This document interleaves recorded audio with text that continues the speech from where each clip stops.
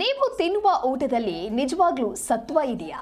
ಈ ಪ್ರಶ್ನೆಯನ್ನ ಕೇಳೋದಕ್ಕೆ ಕಾರಣ ICRIER ಅಂದ್ರೆ Indian council for research on international economic relations ನ ಹೊಸ ವರದಿ ಬೆಚ್ಚಿ ಬೀಳಿಸಿದೆ. ಇದಕ್ಕೆ ಸಂಬಂಧಿಸಿದ ನಮ್ಮ ಜಿ ಇನ್ವೆಸ್ಟಿಗೇಷನ್ ಒಂದು ವರದಿಯನ್ನ ಮಾಡಿದೆ. ಭಾರತದ ಮಣ್ಣು ವೇಗವಾಗಿ ತನ್ನ ಜೀವ ಕಳೆದುಕೊಳ್ತಾ ಇದೆ. ಮಣ್ಣಿನಲ್ಲಿ ಪೋಷಕಾಂಶಗಳೇ ಇಲ್ಲದಿರೋದ್ರಿಂದ ನಾವು ಬೆಳೆಯುವಂತಹ ಬೆಳೆಗಳು ಸತ್ವಹೀನವಾಗ್ತಾ ಇವೆ. ಇದರಿಂದ ದೇಶದಲ್ಲಿ ಹಿಡನ್ ಹಂಗರ್ ಅಂದ್ರೆ ಗುಪ್ತ ಹಸಿವು ಹೆಚ್ಚಾಗ್ತಾ ಇದೆ. ರೈತ ಕಷ್ಟಪಟ್ಟು ಬೆಳೆ ಬೆಳೆದ್ರು ಅದರಲ್ಲಿ ಸತ್ವ ಇಲ್ಲ. ಮಕ್ಕಳು ಹೊಟ್ಟೆ ತುಂಬಾ ಊಟ ಮಾಡಿದ್ರು ಕೂಡ ಪೋಷಕಾಂಶ ಸಿಗ್ತಾ ಇಲ್ಲ. ಇದಕ್ಕೆ ಕಾರಣ ನಮ್ಮ ಮಣ್ಣಿನ ಗುಣಮಟ್ಟ ಕುಸಿತಾ ಇರೋದು. ICRIER ವರದಿಯ ಪ್ರಕಾರ ಭಾರತದ ಮಣ್ಣಿನಿಂದ ನೈಟ್ರೋಜನ್, ಫಾಸ್ಫರಸ್, ಜಿಂಕ್ ಮತ್ತು ಕಾರ್ಬನ್ ನಂತಹ ಪೋಷಕಾಂಶಗಳು ಮಾಯವಾಗ್ತಾ ಇದೆ. ಭಾರತದ 75% ಮಣ್ಣಿನಲ್ಲಿ ಆರ್ಗ್ಯಾನಿಕ್ ಕಾರ್ಬನ್ ಪ್ರಮಾಣ 0.5% ಕಡಿಮೆ ಇದೆ. ಅತಿಯಾದ ಯೂರಿಯಾ ಬಳಕೆಯಿಂದ NPK ಅಂದ್ರೆ ಗೊಬ್ಬರದ ಸಮತೋಲನ ಹದಗೆಟ್ಟಿದೆ. NPK ಅನುಪಾತ 4:2:1 ಇರಬೇಕಿದ್ದು ಈಗ 10.9:4.4:1ಗೆ ತಲುಪಿದೆ. ಮಣ್ಣಿನಲ್ಲಿ ನೈಟ್ರೋಜನ್ 90%, ಜಿಂಕ್ 35% ಕಡಿಮೆಯಾಗಿದೆ. ಪಂಜಾಬ್, UP ಸೇರಿದಂತೆ ದೇಶದಾದ್ಯಂತ ರಾಸಾಯನಿಕ ಗೊಬ್ಬರದ ಅತಿಯಾದ ಬಳಕೆಯೇ ಈ ದುಸ್ಥಿತಿಗೆ ಕಾರಣ. ಮಣ್ಣಿನ ಆರ್ಗ್ಯಾನಿಕ್ ಕಾರ್ಬನ್ ಜಾಗತಿಕ ಸರಾಸರಿಗಿಂತ ಪಾತಾಳಕ್ಕೆ ಕುಸಿದಿದೆ. ಇದನ್ನು ಸರಿಪಡಿಸೋದಕ್ಕೆ ಸರ್ಕಾರ ಯೂರಿಯಾ ಸಬ್ಸಿಡಿ ಬದಲು ಬಯೋ ಫರ್ಟಿಲೈಸರ್ ಅಂದ್ರೆ ಜೈವಿಕ ಗೊಬ್ಬರ ಮತ್ತು ಪೋಷಕಾಂಶ ಹೆಚ್ಚಿಸುವ ಕೃಷಿ ಪದ್ಧತಿಗೆ ಒತ್ತು ನೀಡಬೇಕು ಅಂತ ವರದಿ ಮಾಡಿ ಸಲಹೆ ನೀಡಿದೆ. ನಾವು ಅಪೌಷ್ಟಿಕತೆಯನ್ನ ಹೋಗಲಾಡಿಸಬೇಕು ಅಂದ್ರೆ ಮೊದಲು ಹೊಲದ ಮಣ್ಣನ್ನ ಬದುಕಿಸಬೇಕು.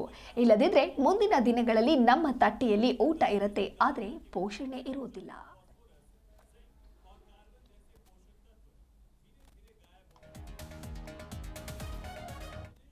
में सालों से केमिकल खादों का इस्तेमाल हो रहा है।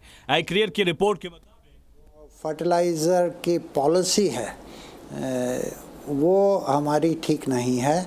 यूरिया बहुत ज़रूरत से ज़्यादा उस पर सब्सिडी दे रहे हैं और जो पोटाश और फॉस्फेट जो चाहिए उस पर उतना नहीं है, तो पूरा इम्बैलेंस हुआ है सिस्टम में। उससे हमारी जो मिट्टी की उपजाऊ शक्ति है वो कम हो चुकी है, वो वीक होती जा रही है। हमारी पॉलिसी सपोर्ट करेगी राइट न्यूट्रिशन, जैसे मैंने आपको 4R बताया, तो डेफिनेटली फार्मर्स उस चीज़ को प्रयोग में लाएंगे। अभी क्या है, हमारा यूरिया 80 to 85% सब्सिडाइज है, फॉस्फोरस पे लगभग 40 to 45% सब्सिडी है एंड पोटेशियम पे हार्डली 5%। तो इससे हो क्या रहा है, सारा N नाइट्रोजन लगाए जा रहे हैं और माइक्रो न्यूट्रिएंट्स, सेकेंडरी न्यूट्रिएंट्स पे जोर नहीं दिया जा रहा है। तो पहले तो ये बैलेंस कैसे लाया जाए, ये सरकार को सोचने की बहुत ज़्यादा ज़रूरत है। रोज़मर्रा की दिनचर्या में जो खाना खा रहे हैं, कभी हमने सोचा नहीं होगा कि उस खाने में न्यूट्रिशन कितना है।